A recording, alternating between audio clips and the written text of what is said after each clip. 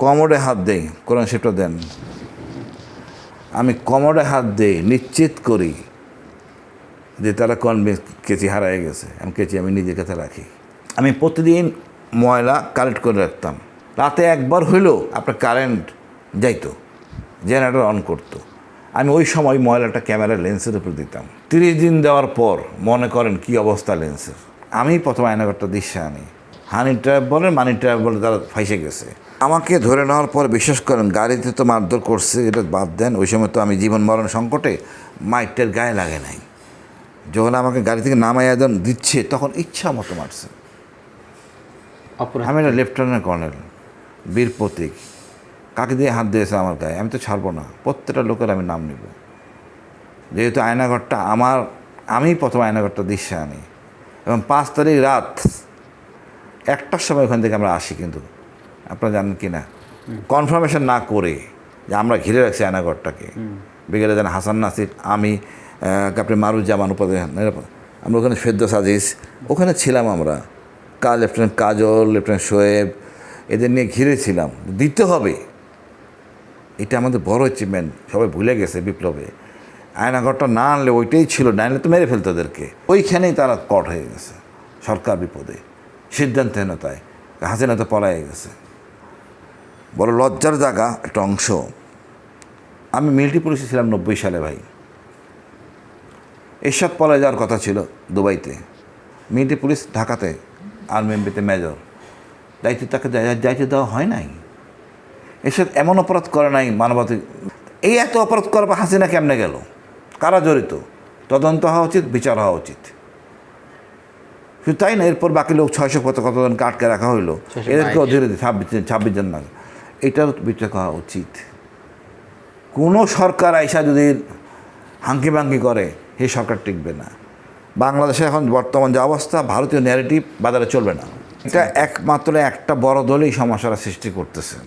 স্বার্থ ভারতকে একটু স্পেস দেওয়া। সে জানে না যে বাংলাদেশের লোকজন তার নিজের উপার্জিত টাকায় দেশ চলে। এই টাকা যদি পুরাটা রাখতে পারতাম আমরা কোনো দিকে মাথা নত করতে পারতাম না। এদের মেরুদণ্ডের মধ্যে সমস্যা, এরা নানা রকম অপরাধে জড়িত। হানি ট্র্যাপ বলে, মানি ট্র্যাপ বলে, তারা ফাইসে গেছে। যার জন্য যা বলবে তাই। আপনারা দেখেন যে ওই প্লটটা আমি নিতাম, আজকে আমি আপনার সামনে কথা বলতে পারতাম। আরও অনেক কথাই তারা আমার বোঝানোর চেষ্টা করছে। হাসিনা অবশ্যই গুণগান। আমরা সাবমেরিন কিনছি, আমরা ইন্ডিয়ান। আমি সাবমেরিন কিনে ইন্ডিয়ান হওয়া যায় না। সাবমেরিন কমিশন বাণিজ্য হয়েছে। আপনি 2টা কিনছেন, মায়ানমার 2টা কিনবে, তাহলে আপনার কী হইলো? বরং আমি হইলে কী করতাম, এটাও বলছি। আমি হইলে সাবমেরিন কিনতাম না, আমি পানি ভাড়া দিতাম, সমুদ্র সীমা ভাড়া দিতাম। ঝামেলা আমি নিতামই না। আমি খালি এই রাজনীতিবিদরা আমাদের সমস্যা করছেন। আমি আমার পানি ভাড়া দিব, তুমি তোমার এখানে মেনটেন্যান্স করো, চীনকে বলতাম, এবং আমার খান্না দাও, এটা উচিত। তারপরে মনে করেন বলতো অনেক কিছুই, যে এই হাসিনার গুণগান। আমি কোনটাই রাজি নেই, যেটা আমার দরকার সেটা বলছে পরিষ্কার। বলো আমার অপরাধটা কি, কেন আমার আনছো, বলতে পারে নাই। দেখেন, ছাড়া বন্দি করা পুরোনো একজনের আদেশে, হাসিনার আদেশে। আবার যখন সিদ্ধান্ত হয়েছে আমাকে ছেড়ে দেওয়া হবে, সিদ্ধান্ত হয়েছে মানে আমার পরিবার, বউ হেন জায়গায় যায় নাই, ডকুমেন্ট তো প্রমাণ করতে পারেন আমি কী করছি অপরাধ। বাধ্য হয়েছে ছাড়তে হাসিনা, কোনো না কোনো কারণে বলতে ছেড়ে দাও। এখন যে ছেড়ে দেওয়া যাবে না এই কথা নিয়ে যাবে কেউ, এই হ্যাডম তো আসলে সমস্যা। এই হ্যাডম তো নাই। তবে এটা সত্য যে না ছাড়তো, আমি কিন্তু ভেদাল লাগাইতাম একটা। সেই জিনিস আমার কাছে ছিল, ওইখানে বসে ম্যানেজ করছি। যেমন আমার রুমে একটা ক্যামেরা ছিল, আমি প্রতিদিন ময়লা কালেক্ট করে রাখতাম। রাতে একবার হইলেও আপনার কারেন্ট যাইতো, জেনারেটর অন করতো। আমি ওই সময় ময়লাটা ক্যামেরার লেন্সের উপর দিতাম। 30 দিন দেওয়ার পর মনে করেন কি অবস্থা লেন্সের। আমি জানি নিশ্চিত এটা দেখা যাবে না, আর ইচ্ছা করলেও ওইটা ঠিক করতে মেকানিজম আনতে পারবে না। ওই নিরাপদ গ্রহণযোগ্য লোক ম্যানেজ করে আইনা আনতে হবে। আমি এই সুযোগটা নিয়ে রাতেরবেলা বা দিনের বেলা, আমি জানি দেখতেছেন আমারে, জুম্মার নামাজের সময় হয় কি আদান শোনা যায়, তো সবাই মোটামুটি তোর নামাজে চলে যায়, 1 জন বা 2 জন লোক থেকে বড় জোর। ওই তখন আমি খাট আছে না, খাটের নিচে তক্তা থাকে না, ওইটা খুলে দেওয়ালের সাথে লাগায় মোচড় দিয়ে আমি একটা তক্তা বের করে ফেলছিলাম। এবার এমনকি তাদের প্যারাকটা আছে না, 1.5 ইঞ্চি প্যারাক রেডি করা ছিল আমার কাছে, একটা তক্তা 1.5 ইঞ্চি প্যারাক। 2 জন লোক ভিতরে আসে, আমি অপেক্ষায় থাকলাম 2 জন ঢুকুক, কিন্তু 2 জন একসাথে পাইনি। পরে দেখলাম যে বিপদ, এমনি হচ্ছে না। আচ্ছা ঠিক আছে, তখন ওই দাড়ি মোচ কাটার জন্য কেচি দেয়, ওই কেচি একটা নিয়ে আমি বললাম আমার কেচি দাও নিছে। তারপর নিয়ে আমি ওই স্যান্ডেলের মধ্যে পিছনে অংশে কেচিটা ঢুকাই ফেলে ভিতরে। তারপরে যখন দরজা খোলো, কেচি দেন, কেচিতে পড়ে গেছে, খুঁজে পাচ্ছি না। আমি কমোডে হাত দেই, কোরআন শরীফটা দেন, আমি কমোডে হাত দিই, নিশ্চিত করি যে তারা কনভিন্স কেচি হারায় গেছে। কেচি আমি নিজের কাছে রাখি। এই ছোট কেচি স্টিলের, আমি কাউকে জড়ায় ধরে ঢুকে দিতে পারি কিডনি বরাবর, সে মারা যাবে।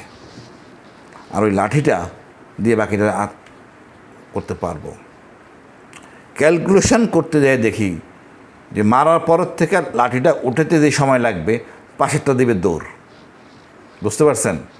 যার জন্য আমি এটা দ্বিধাদ্বন্দ্বে আছি কী করব। তারপরও প্ল্যান ছিল দরজার আড়ালে রাখবো, ঢুকবে যখন মারবো।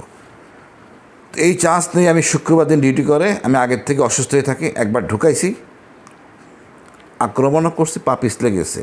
হ্যান্ডকাপ আমার লাগাইতে গেছে, আমি হ্যান্ডকাপটা লাগাই দিয়েছি। কোরআন শরীফটা দেন, আবার শুয়ে বলি। আমি নিজে আমার হ্যান্ডকাপটা লাগাই খুলতে, আমাকে লাগাইতে গেছে, ওইটা আমি ওর হাতে লাগাইতে গেছি। ওই ছেলে হ্যাংলা করে ফর্সা, দাঁড়িয়ে আছে পাতলা, সব ফালায় দৌড়ে চলে গেছে, পুরা সেল খালি। বুঝতে পারছেন? তো ওরা কেউ মোটিভেটেড ছিল না, বাধ্য হয়ে কাজ করতো। বাট ওখানেই বিপ্লব করা সম্ভব ছিল। বাট এর পরের অবস্থাটা কী হইতো, হয়তো কঠিন হয়ে যাইতো, হয়তো বের করে নিয়ে আসতে পারতাম, তারপর আমাদের ইন্ডিভিজুয়ালি হয়তো মেরে ফেলা যাইত। তো মহান আল্লাহ এই সিস্টেমটা করছে, বর্তমান সিস্টেমটা দৃশ্যমান হয়েছে, মিথ্যাচার বন্ধ হয়েছে। এখনও দেখি মুয়া মিডিয়া বলতেছে, আমি যখন UN জিজ্ঞেস করছিল স্বরাষ্ট্র উপদেষ্টা, বলছে আমি স্বেচ্ছায় গুম 2 বার। স্বরাষ্ট্র উপদেষ্টা আমার কি, স্বরাষ্ট্রমন্ত্রী কামাল সাহেব, ও আচ্ছা, 22 সালে। আবার নতুন একটা ভিডিও দেখলাম আমার বিরুদ্ধে যে আমি নাকি পাকিস্তানে ছিলাম, বোঝান অবস্থা। এটা হলো আমাদের ভারতীয় অথবা আমাদের আওয়ামী লীগের মিডিয়া। আর একটা জিনিস প্রচার করে, মহিম হত্যা মামলা চিটাগাং। আমি ওই সময় বিডিআরে নাইকিংছড়িতে, এবং তার 2 দিন আগেও আমার অপারেশন আছে, পত্রিকার নাম লেখা, অস্ত্রসহ। 3 দিন পরও আমার আছে। তো বিডিআর থেকে তো আমি র্যাবের সাথে হত্যাকাণ্ড করতে পারতেছি না, আর 2 জায়গাতে একসাথে পোস্টিং থাকে না। তো বারংবার বলার পরে বদমাইশি করতেছে, তো লাভ নাই। আমি মামলা করবো ইনশাআল্লাহ এগুলি নিয়ে পরবর্তী সময়। আমার গুমখুনে মামলাগুলি করছি, গুমখুনে মামলাগুলি চলমান আছে, ইনশাল্লাহ হবে। আমাদের ক্ষতিপূরণ ছিল, কারোটা এখনও হয় নাই, আজমি স্যারেরটাও হয় নাই। এটা প্রক্রিয়া দিন আসেন। আমরা যেন অকার চাচ্ছেন নিজের মতো করে করতেন, বাট সরকার চাচ্ছেন এটা এমন হবে না। অবসরপ্রাপ্ত লোক করতে, ব্যক্তি করতে হতে হবে, মানে অবসরপ্রাপ্ত ব্যক্তি এটা করবেন জেনারেল। এটা নিয়ে মত পার্থক্য, পরে জেনারেল হাফিজ স্যারকে দায়িত্ব দেওয়া হয়েছে। এখানে জেনারেল অকার সহযোগিতা করতেছে না, এটা নিয়ে টানাপোড়েন চলতেছে। অফিসাররা চরম ক্ষিপ্ত, যে কোনো দিন হয়তো অকার যদি রাজি না হয়, অর্থাৎ সরকারকে সহযোগিতা না করে, তাহলে হয়তো আমরা কঠিন সিদ্ধান্তে যাব সবাই, অল ক্ষতিগ্রস্ত অফিসার ফ্যামিলি। আপনারা ভাবতে পারবেন না কী ধরনের অন্যায় জুলুম করা হয়েছে সেনাবাহিনী অফিসারদের। ওরে সিভিলে দেখেন 2 র্যাঙ্ক 3 র্যাঙ্ক, এবং গাড়ির টাকা, যেটা গাড়ি দেওয়া হয়েছিল লোন সবাইকে, সেই টাকাও তারা ফেরত নিয়েছে।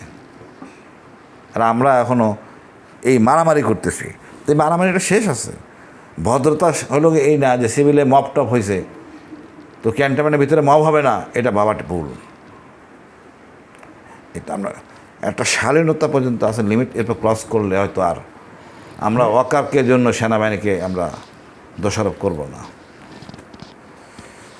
আর ব্যক্তি ওয়াকার কিন্তু তেমন খারাপ না, যেহেতু আওয়ামী লীগের তার সহযোগীগুলি দুষ্ট।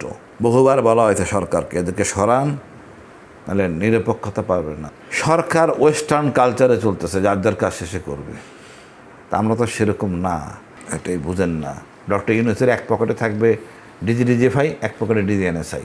ওই দুইটা তুমি চিনেনই না হয়তো, কে তার ডিজিএফআই ডিজিএনএসআই। এই যদি হয় অবস্থাটা সত্যকারী অর্থে, আগেকার দিয়ে আগে কী হইতো, এই ডিজিএফআইয়ের কাজ ছিল তাই হাসিনার গুণগান গাওয়া সকালবেলা, ম্যাডাম ঝরঝরা লাগতেছে, ফুরফুরা লাগতেছে, আর খালেদা দিয়ে তো ঘুমাচ্ছে, এটা বদনাম করলো, ব্যাস খুশি, সারাদিনের কাজ শেষ। ডক্টর ইউনূসের পাত্তাও দিচ্ছে না, শুনতেছে না। এটা হচ্ছে বড় সমস্যা। এই জন্য হচ্ছে কি বন্ডেজটা নাই সরকারের সাথে। বাট ওটা মনে হচ্ছে উচিত ছিল আমাদের সেনাবাহিনী প্রধান বিপ্লবের শেষ অংশে এসে হাত মিলাইছেন, এটা বিপ্লবের অংশ, তাহলে অনবোর্ড করতে পারতেন, সাথে নিয়ে অনবোর্ড করতে পারতেন। তাহলে কি হইতো, আজকে এত ঝামেলা হইতো না। ওকার মনের ইচ্ছাটা থাকলেও সে প্রকাশ করতে পারতো না একে একে, কিন্তু সেটা করতে পারেন নাই, ব্যর্থ হয়েছেন ইগো প্রবলেমের জন্য। তারপর আমি মনে করি সমস্যার সমাধান হবে ইনশাল্লাহ।